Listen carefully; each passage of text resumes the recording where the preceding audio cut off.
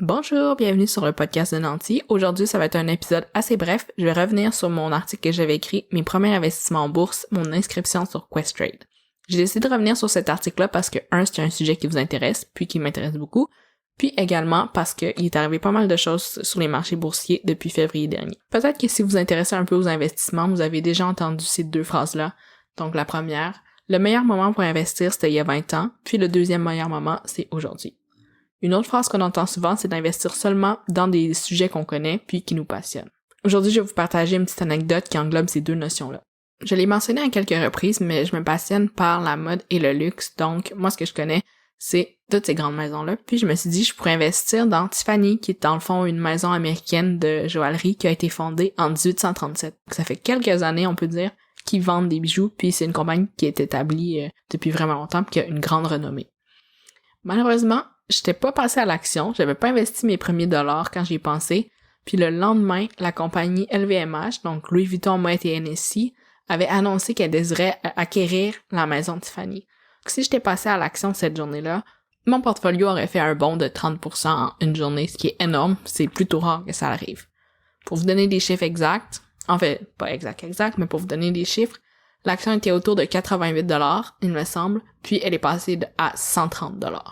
C'est certain que je m'en suis mordu un peu les doigts, mais c'est pas grave, ça m'a appris la leçon qu'il faut toujours investir dès aujourd'hui. Finalement, j'ai pas investi dans Tiffany, mais c'est pas grave parce que après, dans le fond, cette annonce-là, il y a eu comme des batailles légales entre Tiffany et LVMH parce que la transaction a pas marché. Puis l'action a pas nécessairement perdu de valeur, mais dans le fond, c'est certain qu'il y aura pas un aussi grand bond. Puis à cause de l'incertitude de l'acquisition, c'est certain que ça devient un titre qui est peut-être un peu plus, disons, risqué.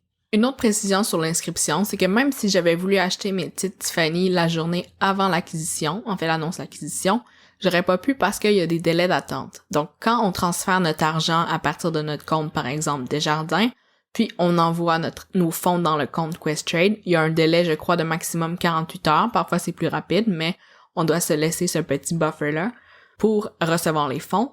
Et une deuxième attente, un deuxième délai, c'est, admettons, si on veut acheter des titres américains, par exemple Tiffany, dans le fond, on peut l'acheter sur le New York Stock Exchange, il faut convertir nos dollars canadiens en dollars américains.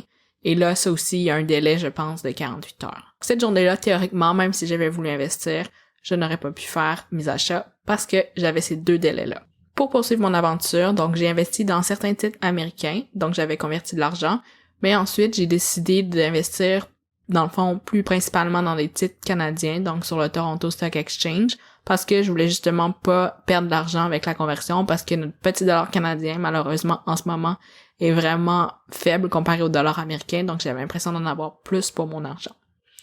Ça, c'est un détail un peu plus technique. Je veux pas nécessairement rentrer dans trop de technicalité, mais je pense que ça vaut la peine que je le mentionne. Si vous décidez de faire l'achat de titres, ça se peut que votre titre soit à la fois sur le New York Stock Exchange, puis sur le Toronto Stock Exchange. Donc, il faut vraiment juste s'assurer qu'on l'achète en dollars canadiens et non en dollars US pour justement ne pas perdre au change. Fin de ma petite parenthèse. Poursuivons sur mes positions. Donc, position, c'est un terme qu'on utilise pour parler des actions qu'on a achetées, puis aussi du nombre qu'on a dans notre portfolio. Je pense pas vous dévoiler nécessairement quel titre j'ai acheté parce que je suis pas une conseillère financière, mais je veux vraiment juste vous partager mon expérience à la bourse. Par contre, si vous voulez venir m'en parler, ça me fera plaisir d'en discuter avec vous. Mais je veux vraiment juste vous parler encore une fois de toute ma logique puis mon processus derrière mes achats. Comme mentionné, j'ai acheté des titres seuls, donc je suis allée sélectionner des entreprises en lesquelles je croyais puis que j'avais une compréhension du marché. Puis j'ai sélectionné beaucoup d'actions canadiennes. Mais aussi, j'ai fait des achats dans des FNB, donc des fonds négociés en bourse. J'ai un article sur Nancy que je vais lier dans les notes ici pour que vous puissiez aller lire, mais en gros, un FNB, puis en anglais un ETF, Exchange Traded Fund. Ce que ça fait, c'est que ça regroupe plusieurs actions. Puis dans le fond, c'est des gestionnaires de portefeuille qui décident quelles actions vont dans ces fonds-là. Donc, on n'a pas besoin de faire tant de recherches sur, par exemple, des fois dans des fonds, il va y avoir, je sais pas moi, une trentaine de compagnies. Puis on n'a pas besoin d'aller faire des recherches individuelles sur les trentaines de compagnies. C'est des professionnels de l'investissement qui ont regroupé ces actions-là ensemble. Avec les sous qu'on investit en bourse, souvent, il nous reste un petit peu des pennies, en fait, des cents. Puis dans ces scènes-là, on peut les réinvestir dans des fonds négociés en bourse. Donc comme ça, il n'y a aucun argent qui dort dans notre compte Questrade qu'on n'utilise pas. Faut vraiment utiliser le plus possible d'argent qui est dans ce compte-là.